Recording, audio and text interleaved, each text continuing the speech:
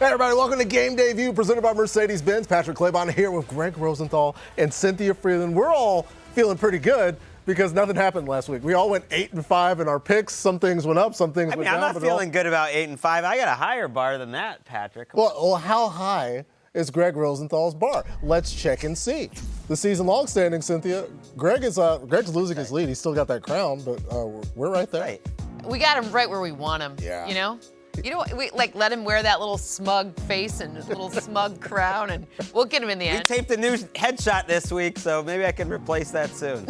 All right, well, we'll try to change the numbers as well as we get some ball here. The Cowboys come up just short when they play the Eagles in Week 9. First, Dak's touchdown to Luke Schoonmaker was not a touchdown. It was overturned. Later on, a 2-point conversion. It looks like Dak's going into the end zone. Problem was he stepped out of bounds prior. That's against the rules. The play's dead at that point, so that didn't count. Then with 5 seconds remaining, down 5, CeeDee Lamb caught this ball at the 4-yard line. But the Eagles were all back there anyway. Look, the entire city of Philadelphia was there to tackle him. Philly won it 28-23. And since that loss, the Cowboys have rattled off 4 straight wins. Meanwhile, the Eagles coming off a beatdown against the 49ers. NFC East crown currently up for grabs. What do you think happens in the rematch, Greg? I think it's a score fest. Feel confident about that. I like the Cowboys to win 33-0 because I trust their quarterback right now. 33-0? Oh, 33-30. Oh, I was like, That would be a headline. 33-30. I was paying attention last year when a lot of people who shall remain nameless were doubting on Dak. And it was too many interceptions. And you guys, it wasn't you two. okay, You I was guys like, know. it wasn't It was me. What are you definitely talking not about? anyone on this show. That Dak was making mistakes. To me, he just has an easier schedule this year and more weapons around him and a better offensive line. He's always been this dude. And the easier schedule includes this week, Cynthia, because to me and Patrick, the Eagles' defense has not been playing well.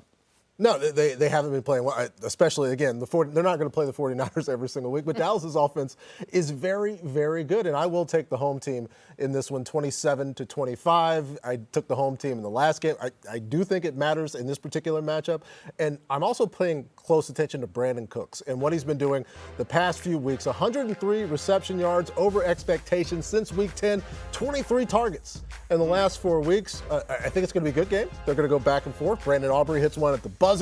I think Dallas wins, though, Cynthia. I like the score, but I'm reversing the winner. Oh. Come on, Eagles fans. Help me out here. I know you're very vocal on the Twitter machine, so I appreciate your help here. But I really want to look at A.J. Brown in this matchup. What he does against man coverage is nasty. I understand we haven't seen him be as big as we saw in those 6 games where he had 125 receiving in each one.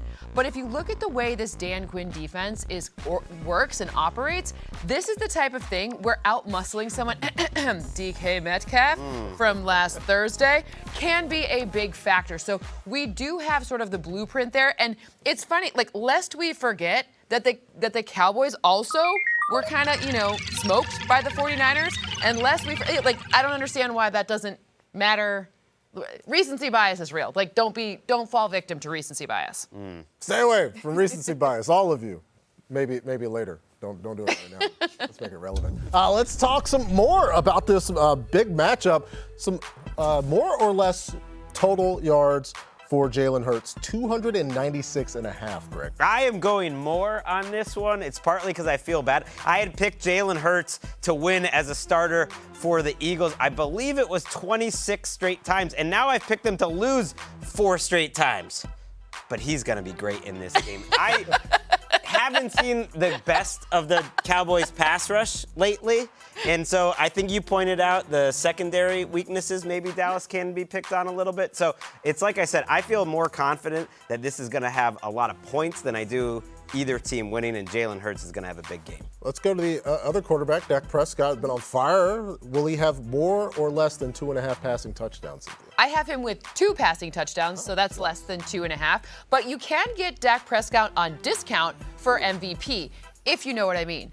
This is the Black Friday sale we've all been waiting for because he is not favored to win the MVP title. It is a good opportunity here. Just because he's not going to have 3 or more passing touchdowns in this game does not mean he couldn't be your MVP. It shouldn't be like this, but they probably have to win this game for him to win So- MVP. Which highlights the absurdity of the I know. award No, in the look, in the they're first both place. going to the playoffs, right? I think he's going to win MVP too. I'm with you. But they're both going to the playoffs, which means all you gotta do is get in the dance. Mm-hmm. You know, once you're there, you could be the MVP. It could be the MVP. It would help to have CeeDee Lamb have more than 7.5 receptions in this game, but that number is just too high. It makes me a little bit nervous. I just talked up Brandon Cooks. I think Luke Schoonmaker's going to get the ball. They've been getting the ball out of the backfield to Tony Pollard. 7, maybe you would have got 7.5. Feels like a little bit much for me, so I will take less on that one. Moving on, the Bills going to Arrowhead to take on the Chiefs. It's going to be Allen versus Mahomes, one of the better rivalries in football. And who could forget the epic finish from 2021 in the playoffs? The 17th play of this drive. Got to get to the 14. Allen fires it into wide open. Remarkable. Respond to the challenge. Cuts it upfield. He might be gone. What do the Bills have left in the tank? And there it is. It'll take a miracle now for Kansas City, but it's not over yet. The kick is good. Sudden death overtime. Chiefs have first possession. They must have a touchdown to win the game. Touchdown! Chiefs to the championship game. Years later, the goosebumps still happen watching that. The Bills and Chiefs also met last year in the regular season. Bills won 24-20. Now Buffalo 6-6 in must-win mode. KC coming off that loss in Lambeau. Isaiah Pacheco out for this one. Does that change things for you, Cynthia? What are you picking here? I'm still picking Kansas City to win. I still think that this is an opportunity for them to show us that last week was kind of a fluke. 26-23 is my score, just a 3-point win. And I want to point out the opportunity that Clyde Edwards-Helaire has in this matchup. Why? Because the Bills defense, they're susceptible to the run. They went from top 5 last season to bottom 5 in terms of win shares allowed in the run game. Clyde Edwards-Helaire gets to step in here. Obviously, past 3 games, we saw Isaiah Pacheco with at least 20 touches in all of them. We need to see some of that explosivity. There is a good O-line in front of him, especially for run blocking. I know Donovan Smith had that stinger last game. But that's also a good opportunity for Travis Kelce to get more involved, too. Why? If the run game works, so too follows the pass game. And Kelce with no Matt Milano, the difference for the Bills defense with and without Matt Milano is 80 passer rating points. 8-0. That is massive. So this is a good opportunity for this offense to show us what they got. Yeah, and coming into this matchup, I'm looking at the Chiefs coming off the loss, and it's like, okay, it's that time of year where Patrick Mahomes is going to start scrambling. He's going to start making it work. And then I open my research packet. It turns out Patrick Mahomes has been scrambling all year. He's been having the team on his back. 7.8% of his dropbacks, he has scrambled and gotten 20 first downs. 20 first downs. That's more than anybody in the league. He's been having to do it all season. I think, and perhaps replacing Pacheco in this game with CEH maybe opens things up to throw the ball to the running back a little bit more, frees up Travis Kelce, frees up Patrick Mahomes to create, again, as he's had to do all season. I think Kansas City wins this by 2. I hate picking against the Chiefs in Kansas City, but I just got to do it. I pick the Bills every week this year. Hasn't worked out great for me. But just Greg, more right games or a better record than any other, prime number or stray bond. Look, Josh Allen is the quarterback who's going to put his team on his back. I really mean it. When he hit that throw against the Jets to Khalil Shakir, I just thought, okay, the Josh Allen run is coming. And then he backed it up with one of the best games I've seen from any quarterback all season against Philadelphia. And part of it is the willingness to run. It's not just the design runs, it's the scrambles. It makes him the hardest quarterback in football to stop. I think he is ready to go on a run. There's a lot to overcome here. The Chiefs defense, although it hasn't been playing as well lately. His head coach, apparently, we found out through reporting from Tyler Dunn, maybe it's something that he has to overcome. So go save your head coach and save this Bills season. I've believed in you all year, and you've proven me wrong. Not this time. Let's go. Don't do it for yourself, Josh. Yeah, do it for me. Do it for Greg Rosenthal here on Game Day. Let's get some props for this game between the Bills and the Chiefs. More or less, Cynthia, 259.5 passing yards for Patrick Mahomes. We're going to have more. I do think that the Bills offense does score in this matchup, which means Patrick Mahomes is going to need to keep throwing the football. The Bills defense also missing pieces in the secondary, also missing pieces on those corners, right where, Rashee Rice likes to run. So I'm looking at the opportunity and saying Patrick Mahomes at least 260 pass yards. All right, if 15's throwing for all those yards, Travis Kelce only had 4 catches last week. Greg, I'm going to give you 6.5, more or less. I'm going to go less. I just haven't seen the same Travis Kelce this year. Not as explosive. Obviously, the connection is there between him and Patrick Mahomes, but without any other receiver to take attention away, it's tougher to just keep feeding Kelce play after play. The Bills had a good defensive plan for Kelce, and in general, this Chiefs team a year ago at this time, I'm just not feeling it with Travis Kelce right now. It feels like Travis, he missed those games earlier this season. I think he's still dealing with something, and we haven't really seen maximum Trav. But maybe that comes out. Greg, you mentioned perhaps Josh Allen saving things for Sean McDermott. I think Stephon Diggs is going to be a huge part of that 74.5 receiving yards. I will say more because I think this could potentially be up and down the field late, a lot of opportunity for Josh Allen to make those late in the play throws to number 14. They are so good. People forget how good they are. Offensive coordinators getting fired. These guys still pretty good at football. Remember, this is the situation where Gabe Davis comes on really strong. Gabe Davis in the playoffs is a real thing. So if you're a fantasy player and you need to get into your playoffs, remember, this is like a playoff version of Gabe Davis who had those sequential 100-yard games. This is a Gabe Davis game. Yeah, you want pieces of this matchup. We got more matchups to come on our show. We get a huge NFC West showdown between the 49ers and the Seahawks. Is San Francisco unstoppable? Can the Hawks pull off the upset? Our picks for this game coming up next.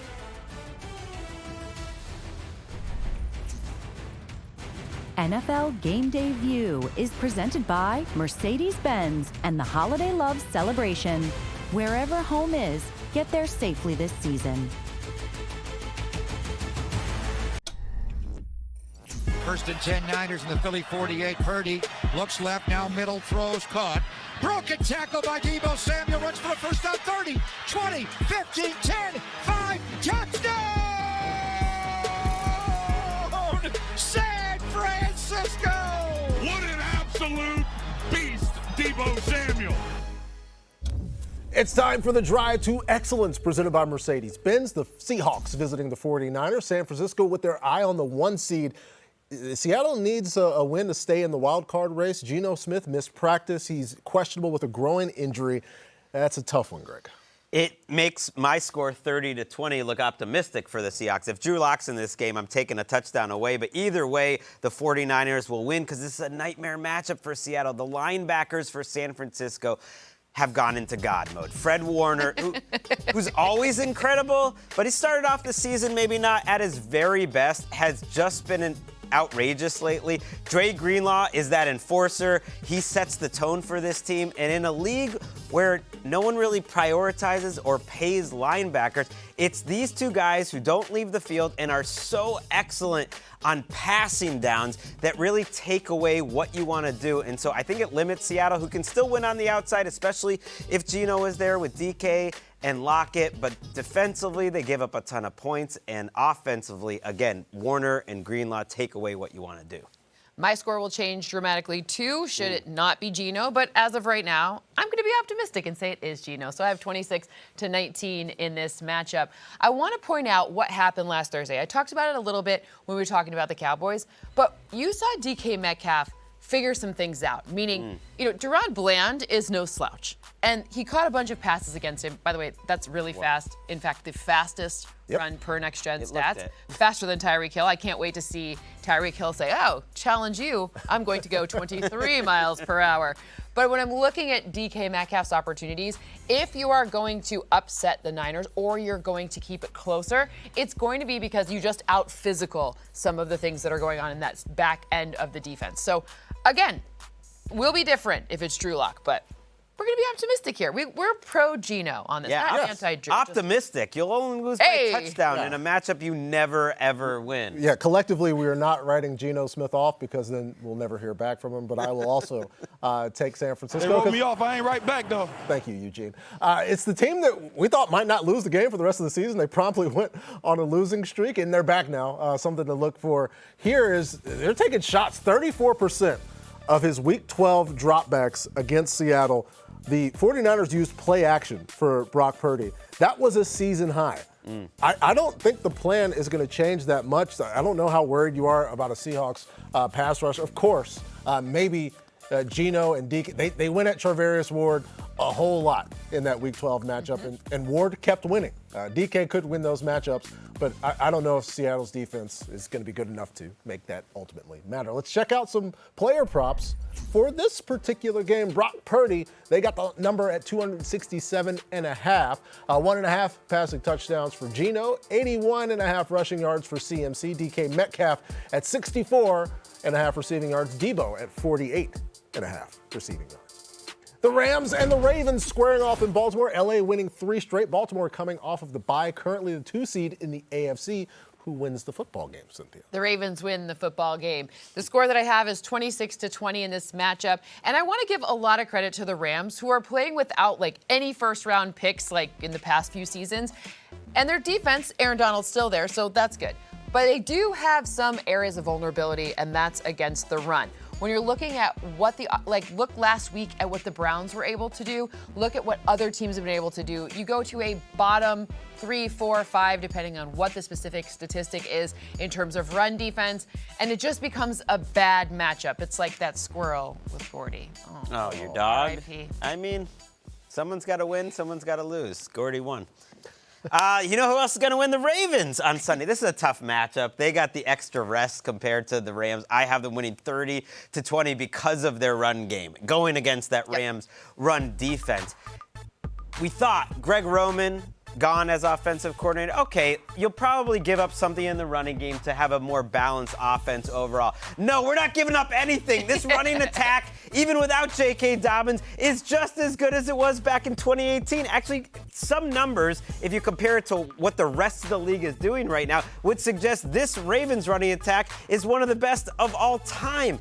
Gus Edwards, he can get it done. And then Keaton Mitchell in this matchup, I think, is going to have more carries than ever. And you know Lamar Jackson, who did miss some practice because of an illness, was back on Friday. He's just a walking top 5 running attack. So I think they wear the Rams down. Again, I'm all about that extra rest. They're coming off the bye. The Cowboys, little extra rest this week, too.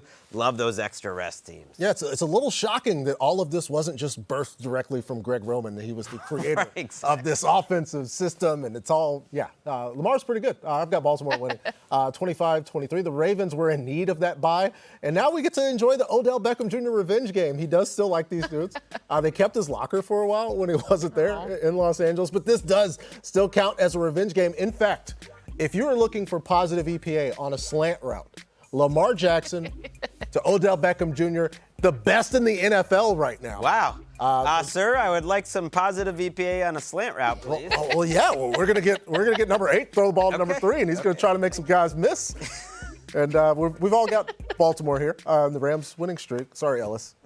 Coming to an end. Sorry, Ellis. It's got to end sometime. Still to come, Jake Browning has Bengals fans believing. Can he keep Cincy's playoff hopes alive Sunday against the red-hot Indianapolis Colts? Our picks right after this quick break. Want to stay up to date? Just tell Siri. Show me football scores.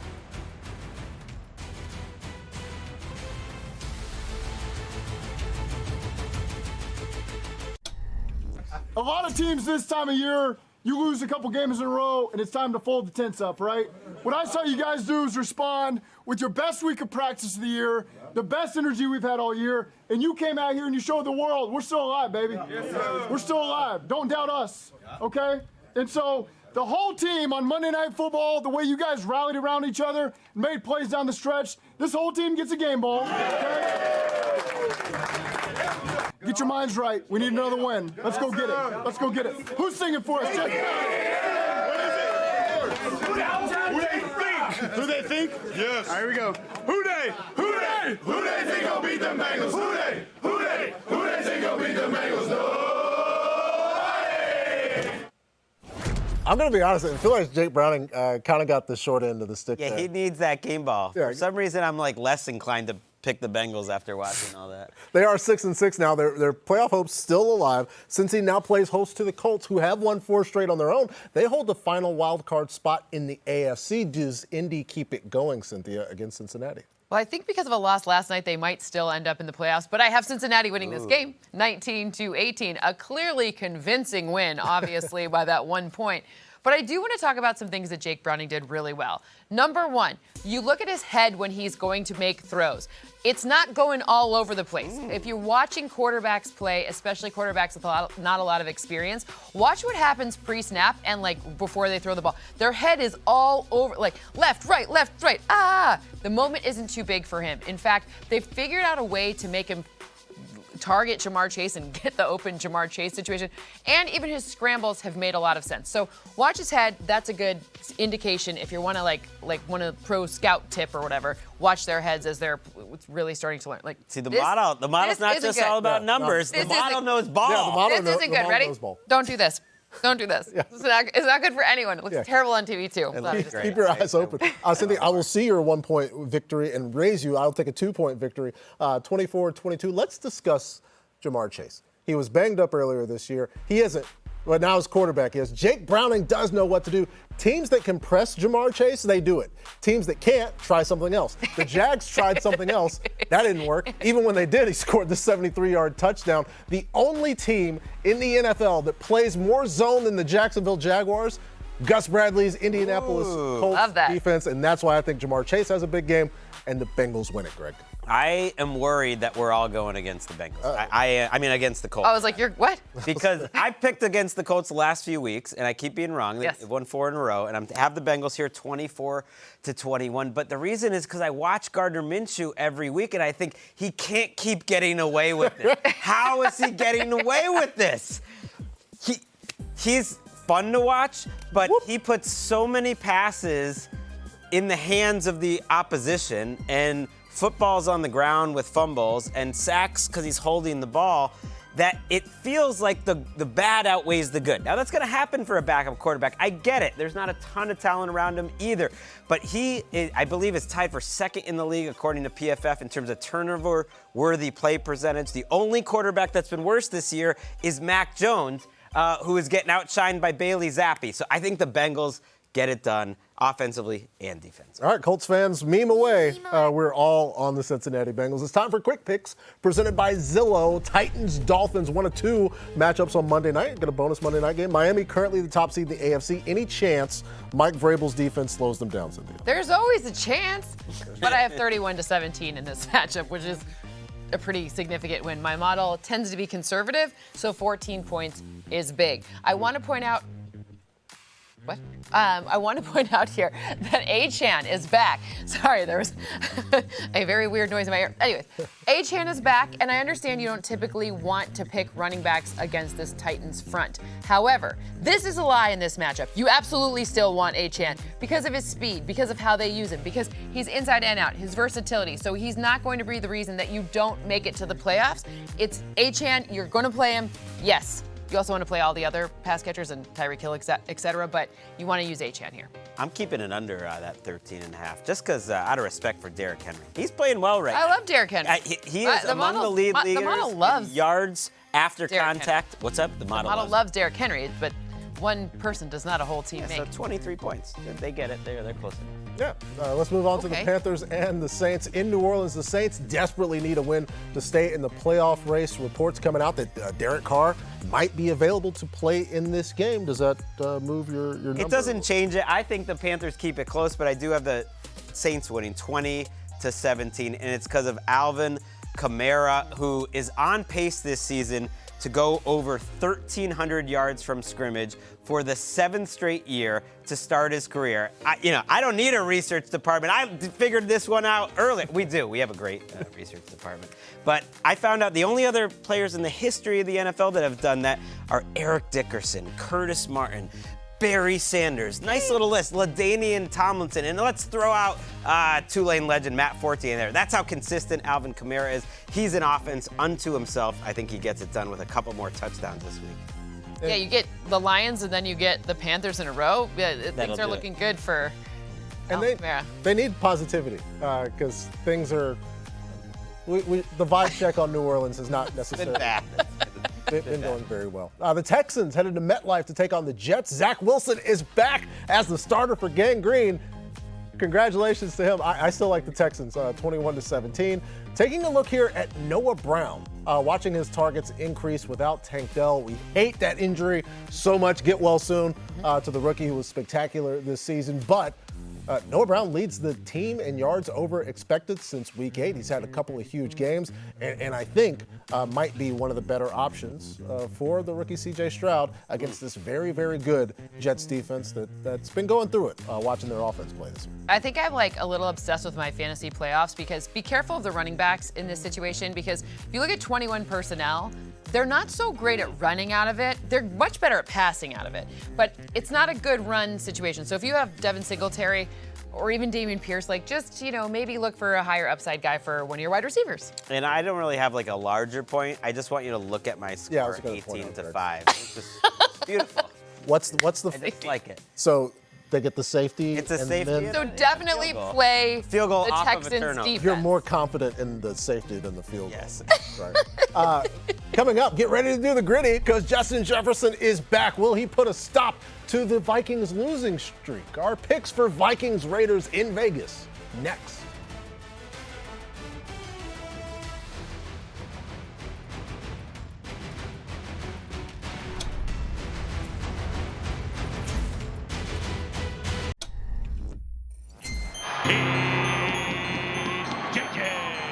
It's a deep shot. JJ's there, and JJ scores! Justin Jefferson with the speed. There's JJ, and there is a touchdown!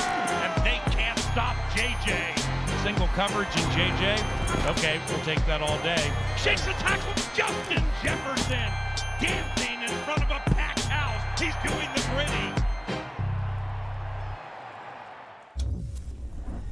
It's time for Pizza Pregame Predictions delivered by Little Caesars. Vikings and Raiders. Minnesota does get Justin Jefferson back from that hamstring injury. Josh Dobbs still going to start for the Vikings. What do you see taking place, Cynthia? I think the Minnesota Vikings take this one 23-21. Friendly reminder, Marcus Peters is no longer in the secondary for the Raiders, which means an even better opportunity for the gritty to return in Las Vegas, as in Justin Jefferson sees the end zone for me. I think this is going to be a nice return game. I understand he doesn't have Kirk Cousins there. However, Josh Dobbs, they had a little moment of a reset there. I believe this offense will kind of get back on track. It won't look like it did last time they came out. Joshua Dobbs is doing a really nice job, and he can run the football. So this is going to be a good opportunity, especially we saw Max Crosby's at least on the injury report, which means even though we saw him come back and play after the designation of whatever, not going to play, probable, he's or whatever, questionable, whatever, what was he? Doubtful. He was doubtful. Then he came to play.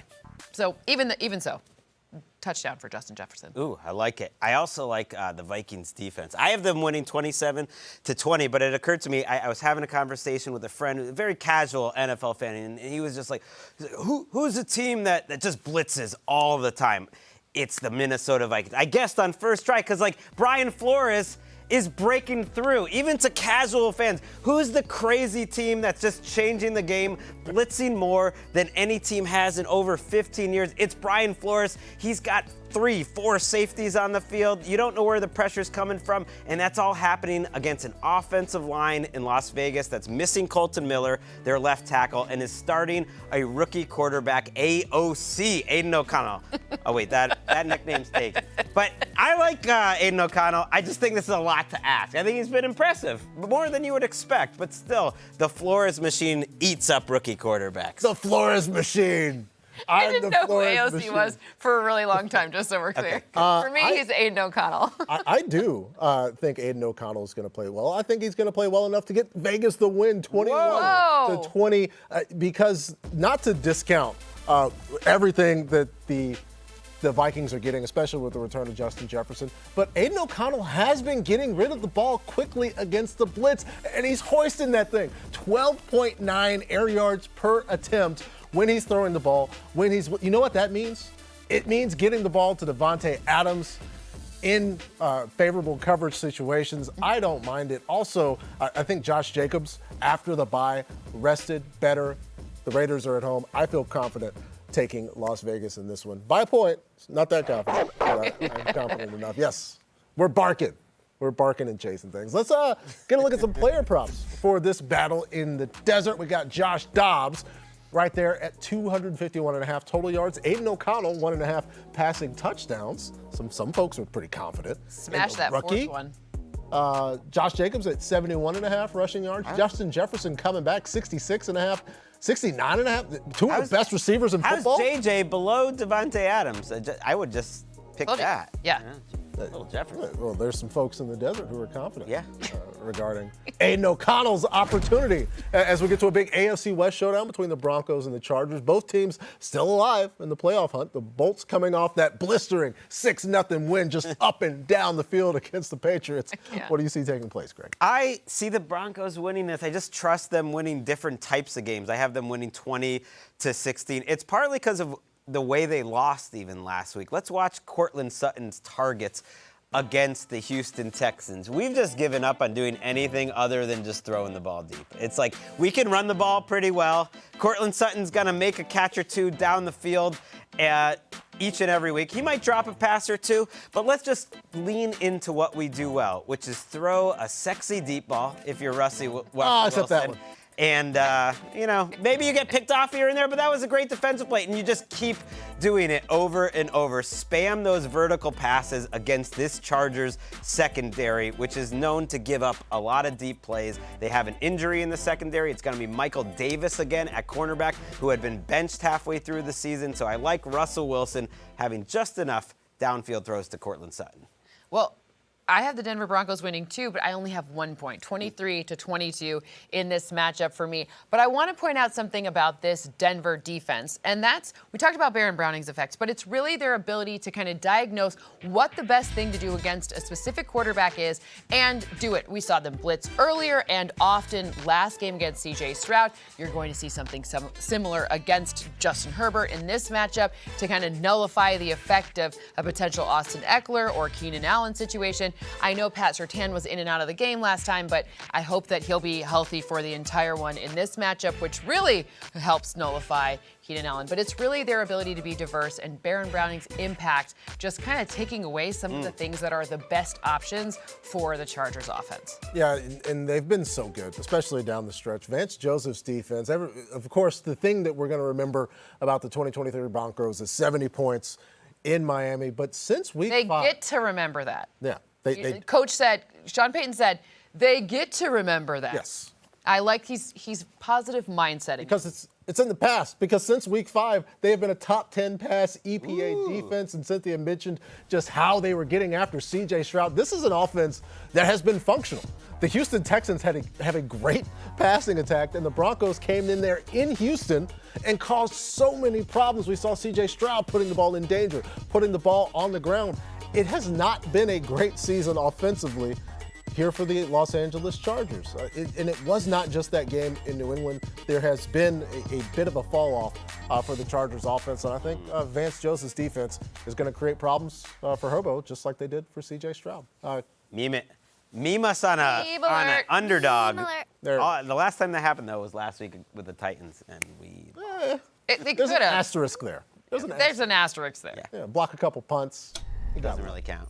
Got lucky if you beat us in that pick. Coming up, we got a battle for first place in the NFC South. Don't look at the records, though.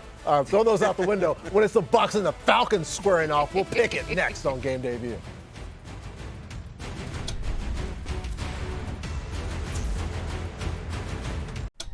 We're back on Game Day View. The Pro Bowl games presented by Verizon are taking over Orlando. Be there live on February 4th for skills competitions, unforgettable player moments, and Sunday's star-studded AFC versus NFC flag football finale at Camping World Stadium. Tickets on sale now.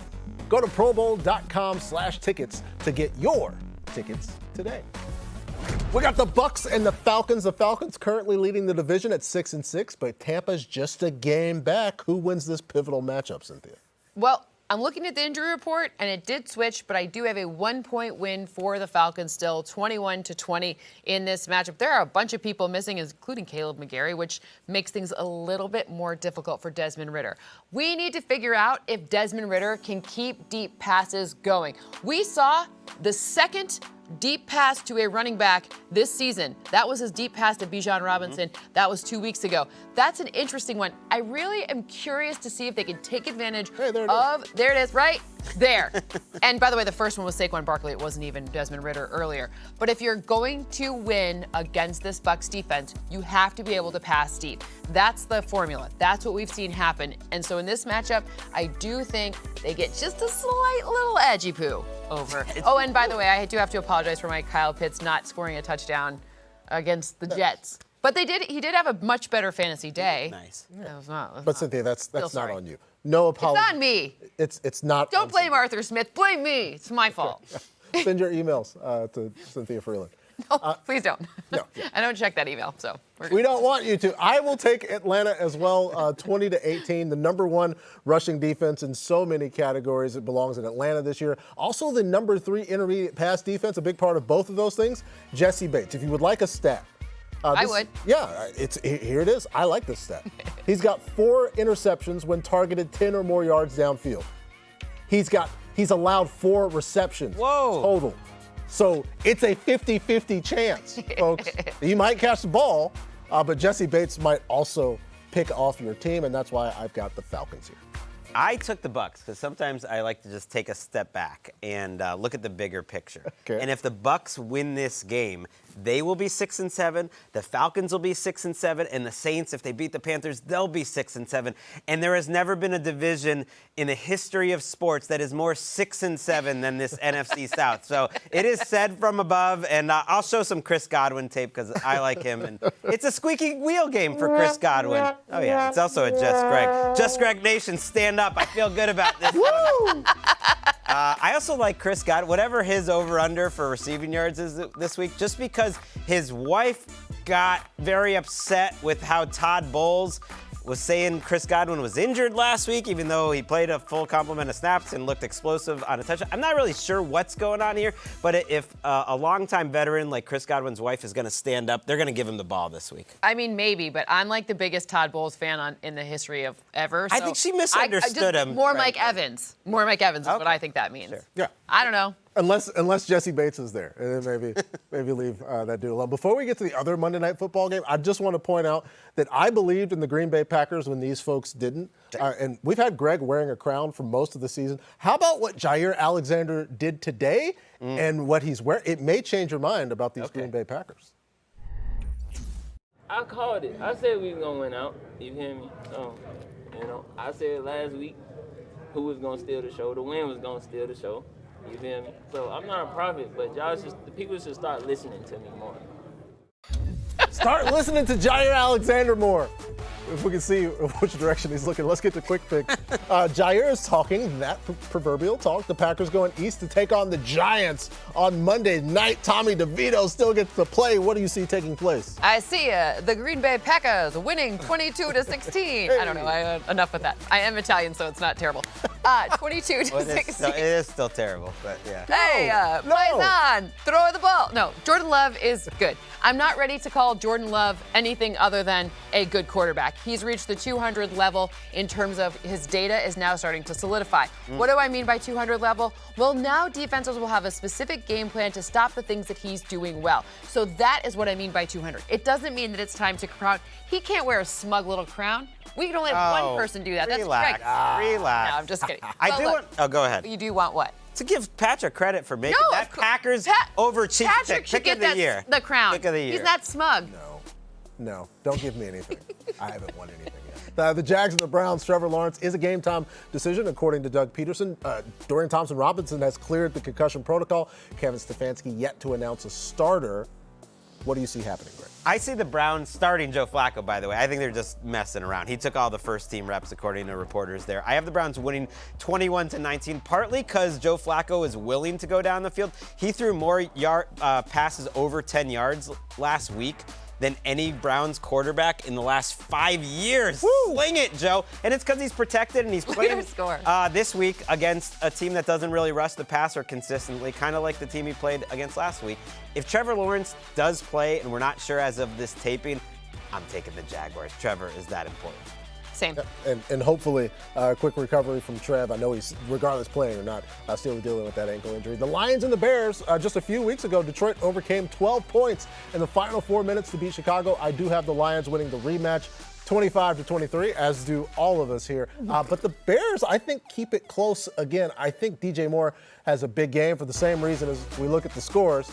We've all at least got the Bears scoring 22 points because the Lions' pass defense has been a tad bit shaky. I think Justin Fields makes some plays downfield, but Detroit avoids those mistakes that necessitated the comeback in the first place, and the Lions win. Coming up, we got some bold predictions for Week 14 that you will not want to miss. Take a shot when we come back. Driver or like an iron? Right. Trent Williams on a golf course would be frightening. Yes. Just mash.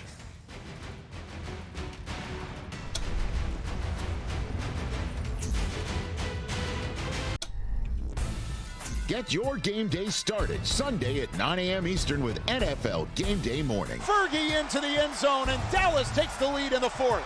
The Cowboys have won 14 straight home games and are averaging 41 points per game at Jerry's World this season. So why is Michael Irvin so nervous for their rematch against the Eagles? Speaking of Michael, this week he sits down with Ravens receiver Odell Beckham Jr. as he prepares for a reunion game against the Rams. And the Chiefs' chances at the #1 seed in the AFC took a hit last week. Kurt Warner explains why a visit from Josh Allen and the Bills could be more cause for concern in KC. All that and much more Sunday at 9 a.m. Eastern. Part of that much more, including our very own Cynthia Freeland on Game Day Morning. Looking forward to that. It's time for Write This Down as we get to some predictions for Week 14. Start us off, Greg. I have a two-parter because I'm just feeling generous. You can be right twice. Start with Chuba Hubbard. Last week, I watched the Lions call a run in the first drive on 3rd and 7. Was one of the most disrespectful things I've ever seen. They hit it, and then they called the run for every single play of that first drive. They ran it down the Saints' throats. Their run defense is just rough. Chuba Hubbard goes over 55.5 rushing yards, and I think the Panthers keep it closer than 5.5 points. Heck, they might win this game. I'm not bold enough to do that. But the Panthers keep it close. He said heck. And gee golly, Chuba Hubbard over 55.5. Aw, shucks. Love it. I'm like Phillip Rivers in my old age. Let's go. Dag nabbit.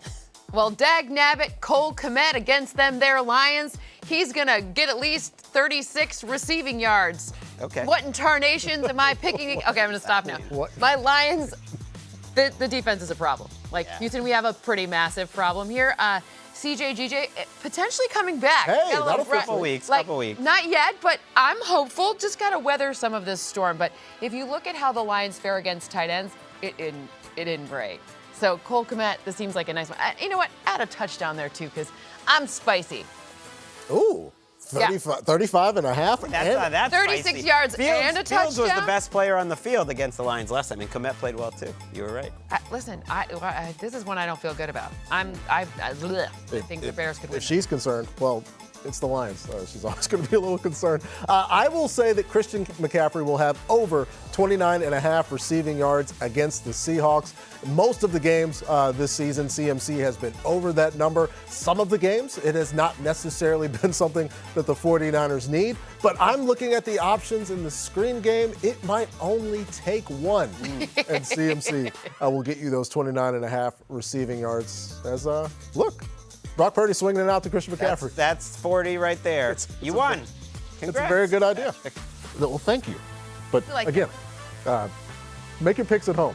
Compare them with our picks. Shoot. Send us some tweets. Heck. But no emails to Cynthia. Thanks for watching. No emails to Cynthia. Presented by Mercedes-Benz. We'll see you next week.